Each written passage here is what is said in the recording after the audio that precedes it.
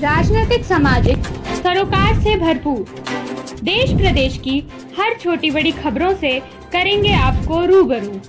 आइए रुक करते हैं आज के खबरों की ओर। आपके अंदर 10 साल एसआई नहीं मिल रहा न्यायालय एसआई केस जितने के बाद भी नहीं मिल रहा बबीता बाहे को पति एसआई खर्च बालाघाट प्रशासन नहीं कर रही कोई मदद पीड़िता की मदद को आगे आई रुद्र शक्ति सेना।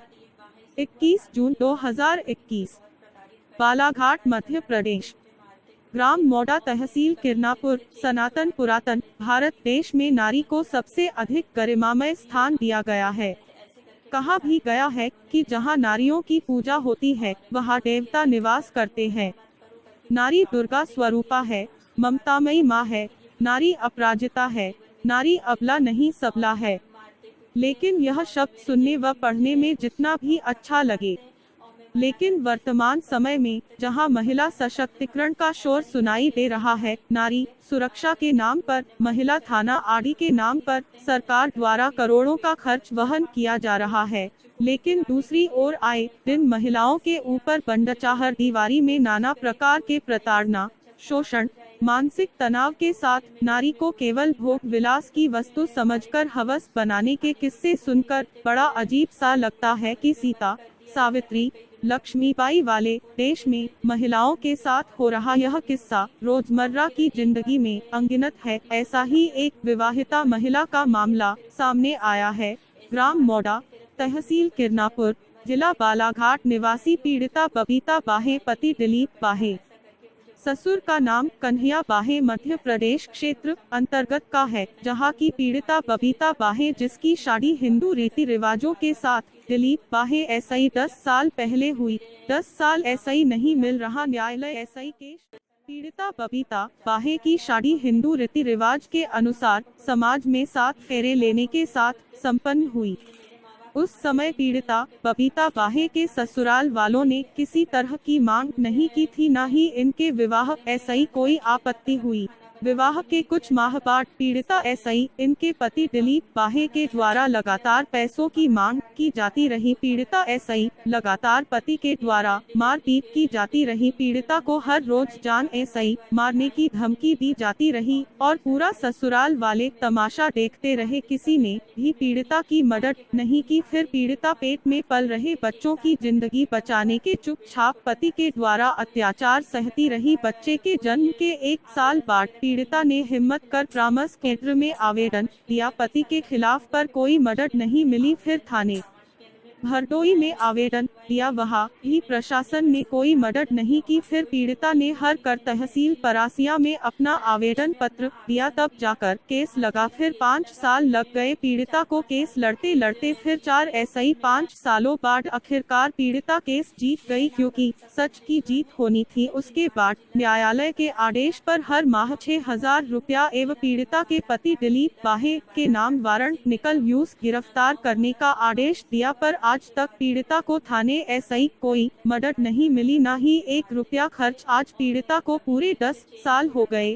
संघर्ष करते करते तक उनको किसी परिजन के द्वारा पीड़िता को रुद्र शक्ति सेना के नारी शक्ति परिवार की जानकारी मिली, तो पीड़िता ने राष्ट्रीय हेल्पलाइन नंबर पर कॉल कर अपनी समस्याओं को साझा की। उसके बाद संस्था को पीड़िता ने लिखित थाने एवं अपने पति के खिलाफ शिकायत दर्ज करा, मदद की गुहार लगाई। तो रुद्र शक्ति सेना के द्वारा पीड़िता की बातों को सुनने के संस्था ने कहा कि अगर आपकी बातें सच्ची है तो रुद्र शक्ति सेना आपको न्याय जरूर दिलाएगी और हर पीड़िता की तरह आपकी भी पूरी मदद होगी। पीड़िता ने बताया कि उनके ससुराल वालों के द्वारा साथ में यह भी दबाव बनाया जाता है कि वह अपने घर वालों के सिवा किसी एसआई कहा तो इसकी कीमत जान देकर चुकानी पड़ेगी। इस तरह लगातार पीड़िता बबीता बाहे को प्रताड़ित किया जाता रहा। पीड़िता ने लिखित तहरीर में बताया कि जब उनके न्यायालय एसआई केस जीती तो थाना प्रशासन ने आश्वासन के सहारे आज 10 साल बीत गई। आज तक पीड़िता को कोई भी मदद नहीं मिली, न ही आरोपियों को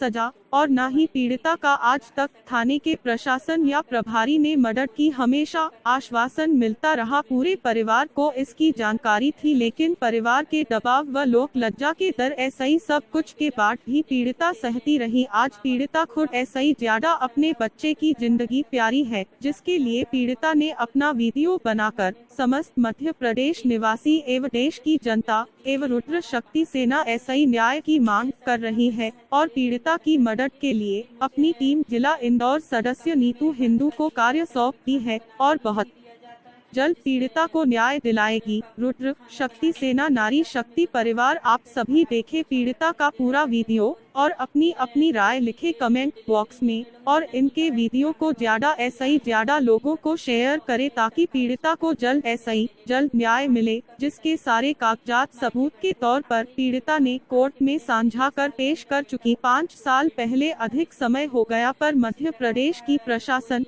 एवं सरकार आज तक मौन है और पीड़िता परेशान। मेरा नाम बबीता पंचेश्वर है। मैं छिंदवाड़ा जिला तहसील परासिया बड़दू ग्राम की निवासी हूँ।